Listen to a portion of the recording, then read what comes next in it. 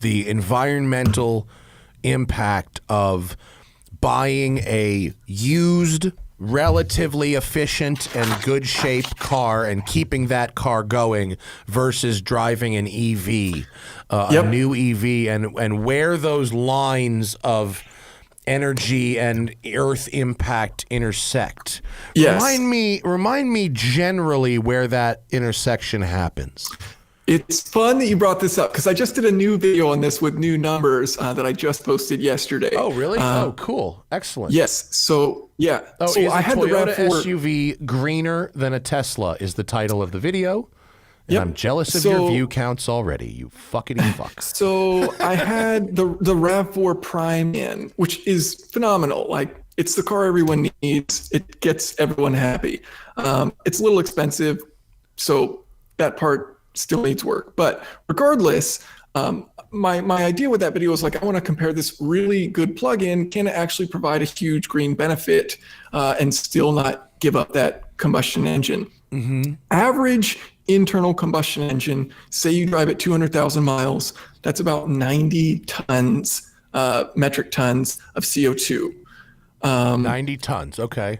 Yes. Tesla Model 3, if you were to also drive it about 200,000 miles, and based on Tesla's impact report numbers, about 40 tons of CO2. So less than half over 200,000 miles. Right. And so that's CO2 created by creating the electricity to charge that car, not to manufacture it, or is it both? both.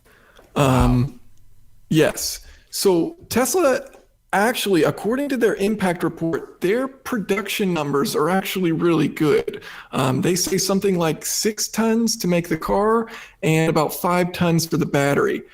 And based on like my small limited knowledge of the subject, they're close to about half of what I've seen averages be. Wow. That's pretty good. That's significant. Yeah. And 2 things help them out. So first of all, they're making a ton of batteries, right? So when you make things at scale, it's easier for them to be less pollutant overall per individual thing. Right. The other thing they do is they try to do like, solar on over their factories, that kind of stuff, where they pull in renewable energy To run the for factory production itself. Right. Yes. Okay. So the more they can do of that, the lower they can get their production numbers. And looking at their numbers, to me, they seem like really good. So the question then is, and I'm not this great at math, doing math Yeah, no worries. is where my shit falls apart. You compared a new plug-in hybrid Toyota RAV4 SUV to the Model 3. What if we change the comparison to a used car? Because now we have eliminated all of the production because you're buying a car that's already here. Yep. So where does that distance crossover shift? It's not very long at all. It really isn't. It's like maybe 4 or 5 years. That's long. 4 or 5 years with a car? That's long. What do you mean? No. I'm saying in order for the Tesla to make up its benefits. Oh, okay. 4 or 5 years. Oh, okay. Like people will say, hey, I should drive this old thing because that doesn't require new stuff. And I am for sure on board with the consumerism isn't generally a healthy thing. Like we don't need to buy stuff constantly. Mm-hmm. But from a mathematical standpoint of which will have more emissions, me buying an old efficient car or me buying a new really efficient car? Generally speaking, buying that new really efficient car will be better overall. Very quickly too. Even with the materials that are needed to make the car, like a yes, new car, because so that plus the cleaner emissions is actually a lower sum of dirtiness than driving the old car that's already been built but is just far more polluting. Yes, because the easiest thing to realize this is that the emissions per year from driving it are very high. The emissions to produce it there, but average scale, say maybe it takes 10,000 kilograms to make the vehicle, 6,000 kilograms per year in emissions. Jeez. So yeah, there's a bunch of emissions to make stuff.